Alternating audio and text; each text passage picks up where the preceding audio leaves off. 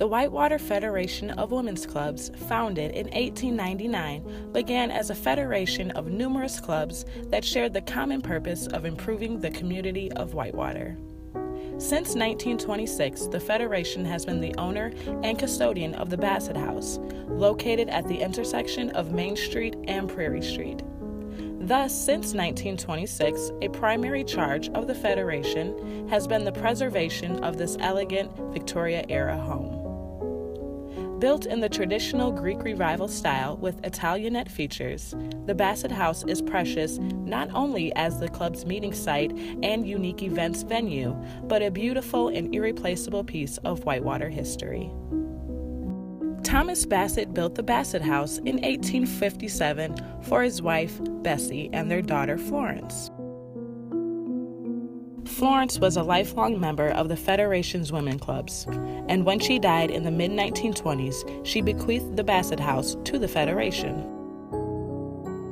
Today, the Federation's Bassett House Board is responsible for maintaining the Bassett House, and the women's clubs that make up the Federation are financially responsible for the home's upkeep. In the last 90 years, under the Federation's stewardship, the Bassett House has been maintained essentially as built. It is thus one of the few remaining grand ladies out of many of the graceful 19th century homes that once lined both sides of Whitewater's historic Main Street. Bassett House, to me, is part of the character of Whitewater. Main Street used to be a street of old houses, and people who didn't know Whitewater would comment on what a beautiful street it was, how lovely the homes were, the elms towering over the street. Well, we all know that this is never going to be this way again, but I think it's important to save a part of that look so that we all remember where we came from. The Whitewater's women's clubs that originally made up the Federation had hundreds of members, and each club had its own distinct personality, goals, and activities. Today, 4 clubs are still active: the Emerson Club, the Meniska Club, the Florence Bassett Club, and the Alpha Club. All 4 clubs hold their meetings at the Bassett House. What Emerson Club provided for me was a chance to actually meet people and make some friends. And it was one of the first true aspects of my social life that I enjoyed when I first came to Whitewater. The Bassett House is also for rent for special occasions, such as luncheons, bridal and baby showers, and also university-related events. The house can accommodate parties as large as 50, and it offers seating, a fully operational kitchen, and a choice of linens, silvers, and china.